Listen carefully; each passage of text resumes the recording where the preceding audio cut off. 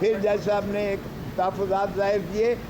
Journalist کا، صحافی برادری کا، آپ کے بارے میں انہوں نے کنسرن شو کیا کہ صحافیوں کو تحفظ ہونا چاہیے، اور ریاض کا کیا نام ہے، عمران ریاض کا خصوصی بات ہوا، اور انہوں نے کہا عمران ریاض ہمارے پاس نہیں ہے۔ تو چیف صاحب نے کہا کہ اسی طرح ایک ہوا تھا، اور ہم نے کہا تھا کہ ڈیفنس منسٹری کو کہیں، اور ایک ہفتے میں آ گیا تھا۔ تو انہوں نے کہا ہم امید کرتے ہیں کہ آپ اس کو ٹیک اپ کریں گے تاکہ یہ عید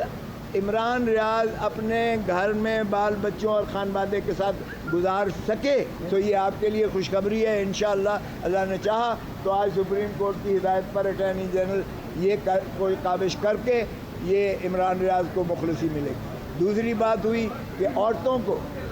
کو 39 عورتیں انہوں نے کہا ہماری کسٹڈی میں ہیں۔ عورتوں کے لیے، بچوں کے لیے اور پاکستان کے عوام کے لیے کسی کے لیے بھی یہ ہراساں نہ کیا جائے اور ان کے لیے یہ تنگی نہ کی جائے۔ اور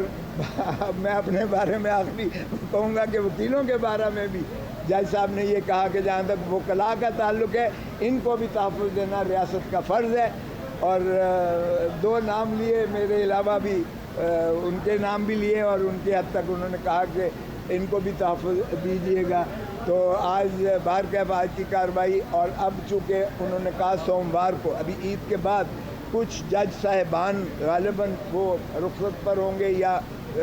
میسر نہیں ہوں گے، تو انہوں نے کہا سوموار کو ہم یہ عید کا پہلا ہفتہ چھوڑ کر اگلے ہفتے کی تاریخ مقرر کر دیں گے اس کی،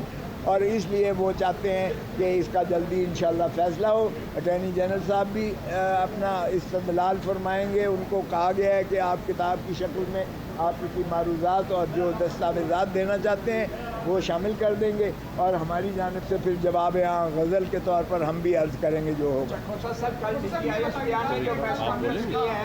ایک ایک کر